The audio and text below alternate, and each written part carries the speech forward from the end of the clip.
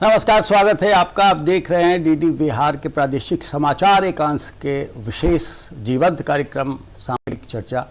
इसमें हम आज जो बात करने जा रहे हैं, बाढ़ की विनाश लीला के बाद जो राहत के उपाय होने चाहिए वो कैसे किए जाएं, इस पर चर्चा करेंगे।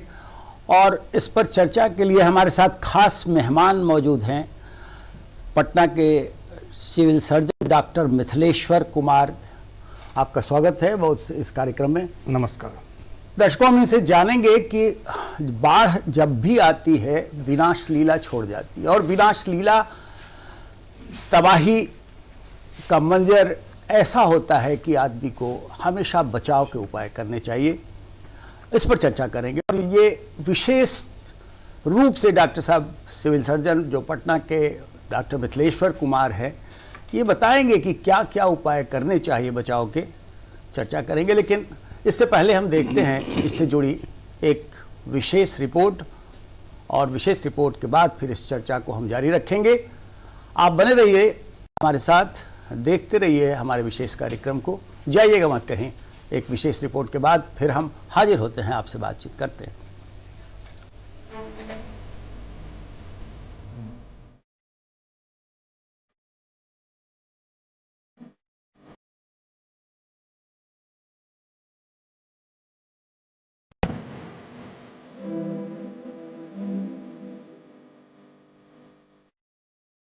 नेपाल में भारी बारिश और तटबंध टूटने से उत्तर बिहार के ज्यादातर जिले बाढ़ का दंश झेल रहे हैं। लोग राहत शिविरों में रातें गुजारने को विवश हैं। बाढ़ की वजह से घरों में पानी, कीचड़ और गाद भर गई है। साथ ही बिजली और पेयजल की सेवाएं भी बाधित हैं। ऐसे में इन बाढ़ पीड़ितों को नए सिरे से जीवन शुरू करना पड़ेगा। बाढ़ पीड़ितों के लिए इस समय सबसे बड़ी चुनौती बाढ़ के बाद बीमारियों से लड़ने की होगी, क्योंकि ऐसे में महामारी फैलने का डर भी रहता है। केंद्र और राज्य सरकार की ओर से लगातार दवा और बाकी जरूरी चीजों का इंतजाम किया जा रहा है।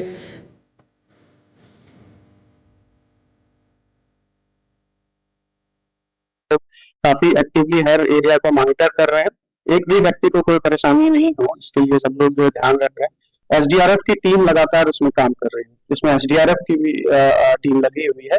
और महानंदा में बहुत तेजी से पानी कमा है, और अभी कनकई में भी कमा है। एक जगह खाताहाट एम्बैंकमेंट जो जलालगढ़ में है, वहां पे दंसार करके जगह है, कैनाल है, उसमें थोड़े ब्रीच की सूचना आ रही थी अभी कुछ देर पहले। पूरी टीम वहां पहुंच गई है।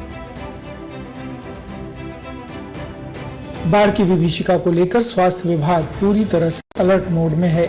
जहां जहां बाढ़ की स्थिति है, वहां स्वास्थ्य सुविधा उपलब्ध कराने के लिए दवाई भेजने की तैयारी भी शुरू कर दी गई है।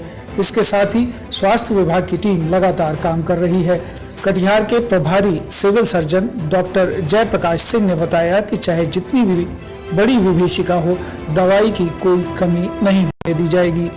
ब्लीचिंग पाउडर, एंटीबायोटिक समेत सभी तरह की दवाइयां उपलब्ध हैं। स्वास्थ्य विभाग की टीम सबसे ज्यादा गर्भवती महिलाओं, बुजुर्गों और बच्चों पर फोकस कर रही है, क्योंकि सबसे ज्यादा परेशानी इन्हीं लोगों को हो रही है। सभी टीम पूरा अलर्ट है कि चाहे जितना भी बीज का हो, हम लोग दवाई में कमी नहीं करेंगे। चूना, ब्लीचिंग पाउडर, हेलोजन और एंटीबायोटिक सभी दवाई हम लोगों के प्रचुर मात्रा में है। गर्भवती महिला को लाने के लिए एम्बुलेंस टीम बनाया गया है, जिसमें एक एम्बुलेंस टीम है, बोट एम्बुलेंस टीम है, जो गर्भवती महिलाओं को सुरक्षित स्थान पर लाने के लिए तैयार है। अभी भी हजारों लोग राहत शिविरों में शरण लिए हुए हैं। केंद्रीय जल आयोग, एनडीआरएफ के साथ ही जिला प्रशासन की टीम भी लगातार निगरानी कर रही है। बाढ़ का पानी निकलने के बाद इलाकों में साफ सफाई एक बड़ी चुनौती है, नहीं तो संक्रामक बीमारियों के फैलने का खतरा बढ़ जाएगा। ब्यूरो रिपोर्ट, दूरदर्शन समाचार, पटना।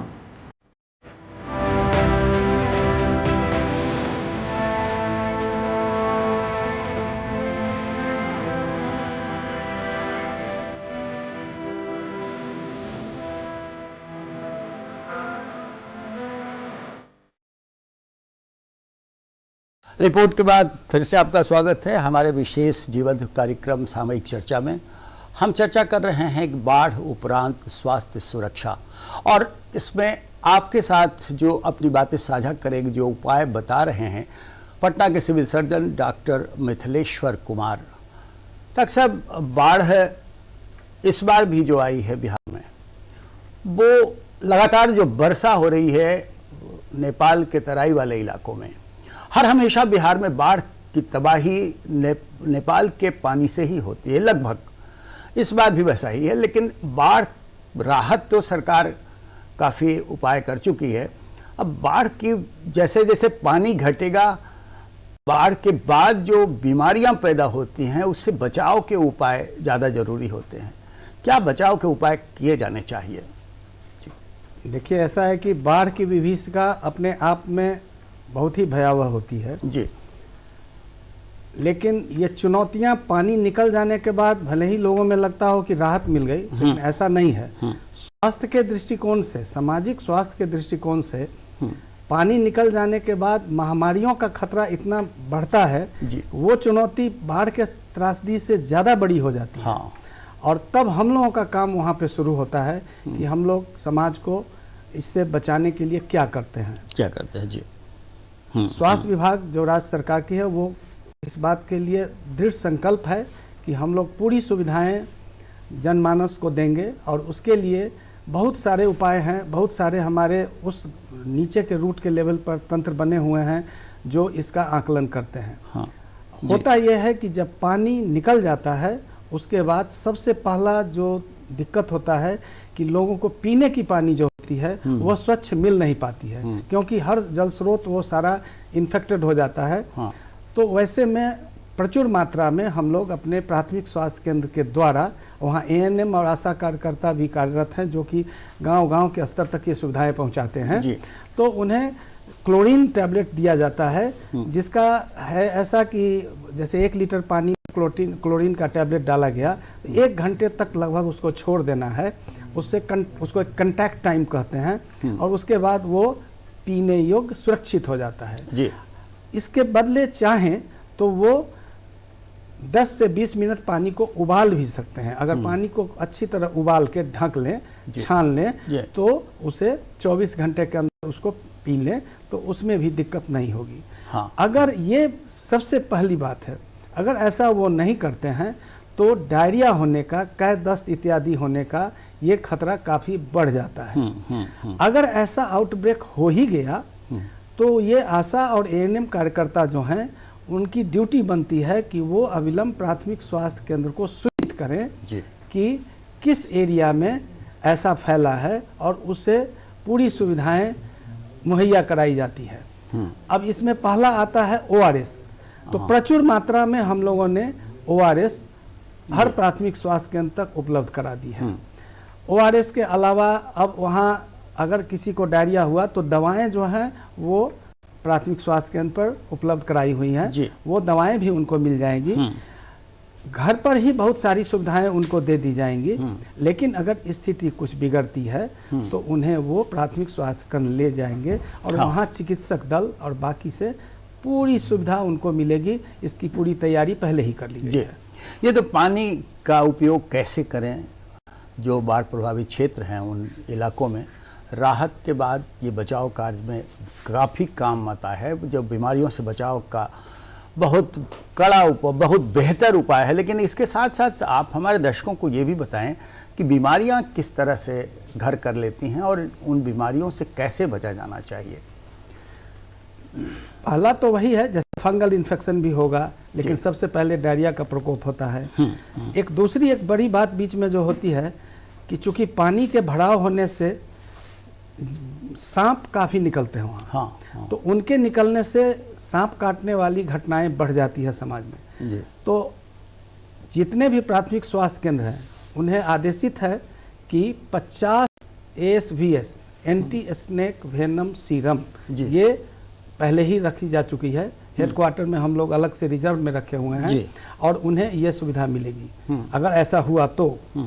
इसके अलावा जितनी दवाएं हैं पूरी दवाएं उनको दी जा चुकी हैं।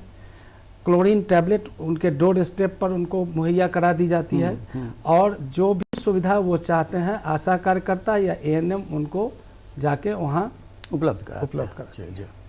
इसके अलावा डॉक्टर साहब जो हिंसक पशु हैं, जैसे सांप की चर्चा आपने की, सियार, कुत्ता, ये सब भी हिंसक हो जाते हैं, इनके काटने का जो दौर होता है वो बढ़ जाता है। ऐसी स्थिति में फिर बचाव के उपाय कैसे तत्काल किए जाने चाहिए? ऐसा होता है, सियार है जी। कुत्ता है, ये सब भी तो उस दौरान परेशान होते हैं ना काफ़ी, तो उनमें काफ़ी इरिटेशन जो बढ़ता है जिसके कारण काटने की घटना बढ़ती है, और इसके लिए ARV एंटी रैबीज वैक्सीन प्रचुर मात्रा में ये उपलब्ध कराई जा चुकी है। जो वहाँ रखा हुआ है उन्हें घटता है, वो हेडक्वार्टर से मांग लेते हैं, दवाएं कम नहीं की जाती हैं, और ARV की सुविधा भी वहाँ उपलब्ध है, जिससे कि अगर ये जानवर काटते हैं तो उसका दवा उनको वहीं मिल जाएगा, फर्स्ट एड, और उसके बाद ये ARV।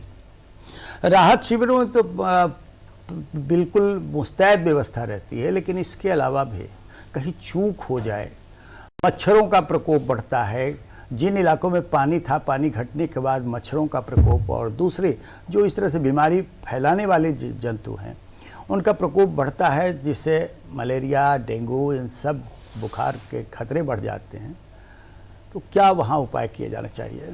उसके लिए पहला तो उनको सलाह दी जाती है कि मच्छरदानी का प्रयोग करें, बिना मच्छरदानी का कोई न सोए, ये कई चीज़ों से उन्हें बचाता है।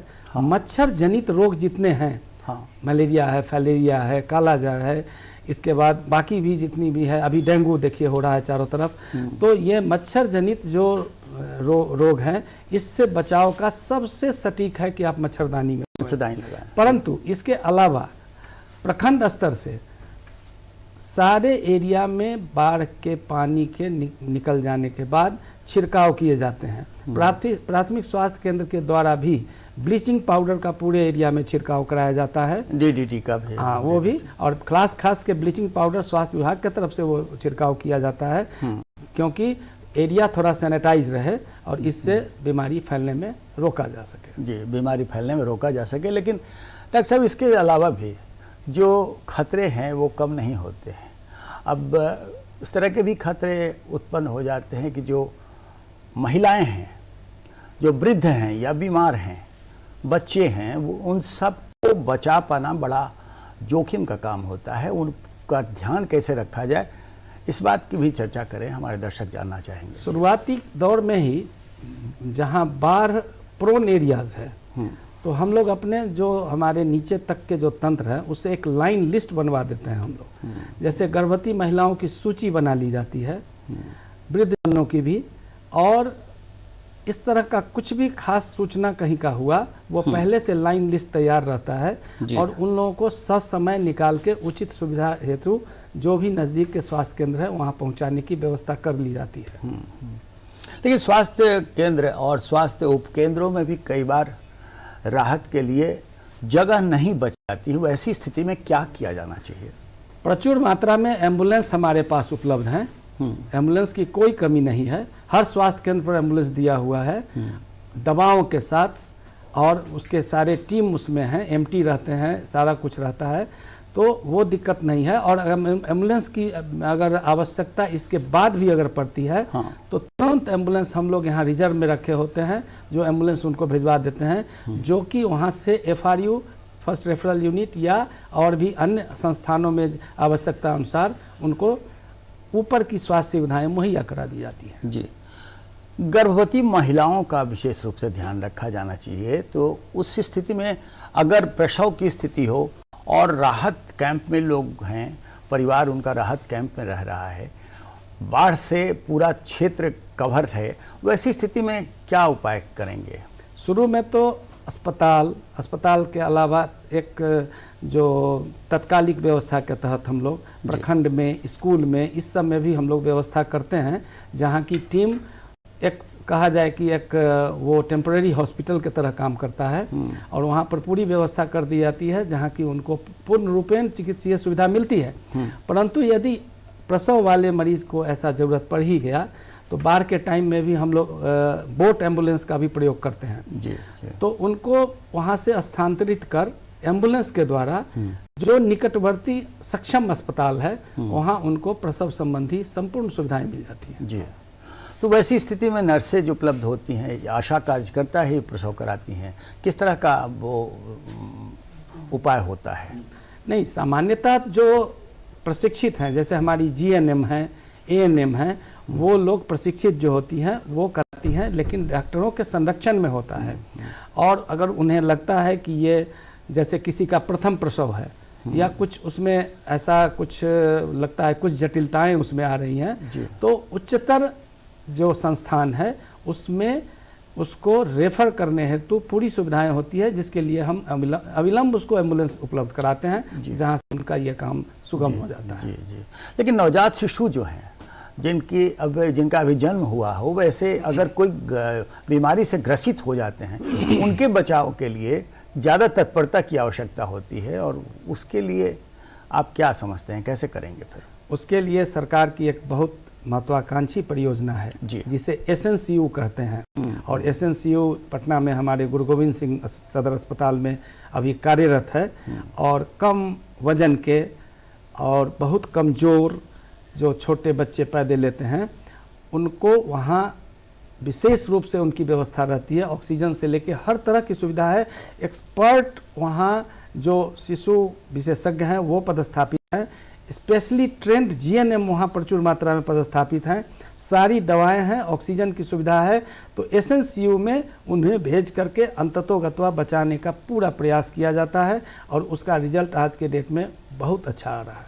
ये तो अस्पतालों की बात हुई डॉक्टर साहब, लेकिन राहत शिविरों में जहाँ डॉक्टर उपलब्ध हैं या नर्सेज कम उपलब्ध हैं, उस स्थिति में कैसे सारे बचाव, जो बीमारियां हैं और जो बीमार हैं उनसे तत्काल कैसे निपटा जाना चाहिए? कुछ तो वहाँ जो कैंप कर रहे हैं लोग, उनको भी इस तरह की ट्रेनिंग देने की आवश्यकता है क्या? समय समय पर हम लोग जीएनएम, एएनएम और बाकी जितने भी हैं, अब तो बहुत अच्छा अच्छा केंद्र खुल रहा है हम लोगों का, जहाँ सीएचओ भी हो रही हैं, तो वो भी काफ़ी सुविधाएं देती हैं, वो काफ़ी ट्रेंड होती हैं। तो उन लोगों का प्रशिक्षण, हाँ, जो हमारा जिला स्वास्थ्य समिति है वो समय समय पर वहाँ हम लोग कराते हैं, जिन्हें इन स्थितियों से निपटने हेतु प्रशिक्षण दिया जाता है, सुविधाएं दी जाती हैं, दवाएं दी जाती हैं, जो उस कैंप में अपने भरसक सारा इलाज उनका देखभाल करते हैं। उससे अगर उनके हाथ से बाहर जाने लगता है तो एम्बुलेंस वहाँ रेडी होता है, जिसके द्वारा उनको विशेष परिस्थिति में किसी अन्य सक्षम अस्पताल में भेजने की सुविधा प्रदान की जाती है। जी जी। लेकिन एक और चीज़ बड़ी महत्वपूर्ण होती है डॉक्टर साहब, कि वो जो राहत शिविर हैं वहाँ तो उपाय करने चाहिए, साथ साथ सफाई की व्यवस्था तत्पर करनी चाहिए, और सफाई से ही बीमारियों से लड़ा जा सकता है, सक्षम हो सकता है जो राहत शिविर में रह रहे हैं लोग, उनके लिए। तो किस किस तरह की सफाई अपनाई जानी चाहिए, ये हम जानना चाहेंगे। एक तो एस्टैब्लिश्ड एक बहुत पुरानी बात है, तो आज भी हम लोग मानते हैं, और कोरोना काल में भी आप लोगों ने इसे देखा होगा, रूबरू हुए होंगे, कि सबसे ज़्यादा बीमारी जो हम अपने अंदर डालते हैं, आप हमारा हाथ होता है। हाथ अगर थोड़ा सा भी गंदा है तो आप कई बीमारियों को अपने अंदर डाल लेते हैं। और ये कोरोना काल में सैनिटाइजर और बाकी चीज़ और बार बार साबुन से हाथ धोएं, ये आया था, ये लोगों को ये कोरोना ने बहुत कुछ सिखा दिया है। तो कभी भी, ये तो ऐसे भी होना चाहिए, लेकिन बाढ़ वाले एरिया में खास करके वहाँ किन्हीं को भी बिना हाथ धोए खाने का आदत नहीं रखना चाहिए। हमारी आशा कार्यकर्ता और एएनएम वहाँ बताती हैं कि साबुन से अच्छे से हाथ धो के ही आप भोजन करें, अन्यथा आपको कोई भी पेट की बीमारी, डायरिया, डिसेंट्री कुछ भी हो सकता है। तो ये साफ सफाई का प्रथम चीज़ है कि आप हाथ बढ़िया से धो के, साबुन से, सिर्फ पानी से नहीं, मिट्टी से नहीं, साबुन से अच्छे से हाथ धो के तब आप भोजन ग्रहण करें, अन्यथा कोई ना कोई बीमारी आपको हो सकती है। जी। लेकिन ये आपने बताया, अच्छी बात बताई कि साबुन से हाथ धोना चाहिए। बिल्कुल। गांवों में खास करके और बिल्कुल रिमोट एरियाज में आप देखेंगे कि मिट्टी से भी, राख से भी लोग हाथ धो लेते हैं और उसका इस्तेमाल भरपूर आनंद के साथ करते हैं। वैसी स्थितियों से बचना चाहिए, क्या कहेंगे आप? एक कारण बता दें, थोड़ा टेक्निकल है लेकिन थोड़ा बोल दें। हाँ। बहुत सारे जो ऑर्गेनिज्म होते हैं उनका आउटर वॉल फैट का होता है, तो वहाँ पे जब आप साबुन से हाथ धोते हैं तो वॉल ब्रेक कर जाता है, जिससे कि उसकी मृत्यु हो जाती है और वो आप पर बुरा असर नहीं डालेगा। ये एक कारण होता है जो मिट्टी और ये राख से उतना नहीं हो पाता है। एक मोटा मोटी सफाई संभव है उससे हो जाए, लेकिन प्रशिक्षण लोगों को मिलनी चाहिए। हम लोग भी ये बात बोलते हैं कि आप इन चीज़ों से हाथ पूर्णतया साफ नहीं कर सकते हैं, साबुन का ही प्रयोग करें, चाहे जो भी साबुन हो, लेकिन साबुन का हाथ आप प्रयोग करें, आपका हाथ साफ हो जाएगा। आप जो भी खाना खाएंगे उसके साथ इतनी ही नहीं है, खाना भी आप वहाँ पर जो फ्रेश खाना, मतलब जो खाना तत्काल बना हो वही खाएं। ऐसा नहीं कि आज खाना बनाया कल खा रहे हैं। ढका रखें, मक्खी न बैठे, क्योंकि इन गंदे जगहों पर मक्खी बैठने से खाना जो है वो खराब हो सकता है और आप उसको खाएंगे आपको डायरिया डिसेंट्री हो जाएगा। तो खाना सुरक्षित होना चाहिए, गर्म होना चाहिए, ताज़ा होना चाहिए, हाथ धुली होनी चाहिए। इन सब चीज़ों का आशा वगैरह बताती हैं, एएनएम बताती हैं उनको। और ये थोड़ा सा भी ज्ञान अगर कोई प्राप्त करते हैं तो उम्मीद करते हैं कि डायरिया और बाकी जो भी बीमारियां बाढ़ के पानी निकलने के बाद होती है, इससे काफ़ी बचाव उनका होगा। खाना बिल्कुल सुरक्षित होना चाहिए, गर्म खाना होना चाहिए, ताज़ा खाना होना चाहिए, और पानी भी पेय होना चाहिए जो पिया जा सके। कैसे पिया जाना चाहिए पानी, किस तरह का पानी बाढ़ प्रभावित क्षेत्रों में हो, ये आपने बताया। लेकिन इसके एक और ख़ास बात हम जानना चाहेंगे अपने दर्शकों से कि जो वृद्धजन हैं या फिर ऐसा कहें कि जो कई पुरानी बीमारियों से और बड़ी खतरनाक बीमारियों से ग्रस्त हैं, वो चल फिर नहीं पा रहे हैं या फिर उनको तुरंत चिकित्सा की आवश्यकता है, उनके लिए क्या बंदोबस्त होना चाहिए? जो वृद्धजन हैं उनको तो जिनके वहाँ के जितने भी लोग हैं वो पहले ही बता देते हैं कि इन्हें ये दिक्कत है। तो बाढ़ का पानी निकलने के बाद उन लोगों का, चूंकि उनका इम्यूनिटी एज रिलेटेड चीज़ है ना, तो उनका इम्यूनिटी घट जाता है, प्रतिरोधक क्षमता कम होने से उनको बीमार होने की संभावना ज़्यादा बढ़ जाती है। तो उन लोगों पर विशेष नज़र परिवार को भी रखनी चाहिए। अविलंब हमारे जो कार्यकर्ता वहाँ जाते हैं स्वास्थ्य के संबंधित, उन्हें बतानी चाहिए, और इसी चैनल से उनका भी काफ़ी बचाव हो जाता है, क्योंकि स्वास्थ्य केंद्र पर उनका विशेष ख्याल रखा जाएगा। और इसके बाद अगर उनको कुछ विशेष आवश्यकता होती है तो हमारे वाहन वहाँ उपलब्ध हैं, एम्बुलेंस जो उनको उचित सुविधाएं देंगी। उपलब्ध जो एम्बुलेंस है और डॉक्टर हैं वो संसाधन मुहैया कराएंगे, उनकी चिकित्सा करेंगे। बिल्कुल। साथ साथ ये भी आपने बहुत सारी बातें बता दी हमारे दर्शकों को, लेकिन ये भी ज़रूरी है डॉक्टर साहब कि खास करके हमें क्या क्या उपाय करने चाहिए। कोई संदेश देना चाहेंगे तो आप बताएं हमारे। देखिए, बाढ़ तो अपने आप में एक त्रासदी है जी हाँ, और यह भयावह है, इसमें कोई संदेह नहीं है। लेकिन बाढ़ का पानी निकल जाने के बाद जिसको कहते हैं ना कि आदमी केयरलेस हो जाता है, सोसाइटी का लोग समझता है चलो बला टल गया, बाढ़ की पानी निकल गई, बात खत्म है, अब डर नहीं है। लेकिन नहीं, डर उसके बाद ही शुरू होता है स्वास्थ्य। बहुत बहुत धन्यवाद जी डॉक्टर साहब, आपका बहुत बहुत आभार कि आपने बहुत सारी जानकारी दी हमारे दर्शकों को। बाढ़ चले जाने के बाद भी खतरे बरकरार रहते हैं और उन खतरों से लड़ने की आपको आदत डालनी होगी। आप देखते रहें आज के अंक में, बस इतना ही। आप विशेष सामयिक चर्चा में हमेशा हमारे साथ बने रहें। मिलते हैं फिर किसी और विषय के साथ। नमस्कार।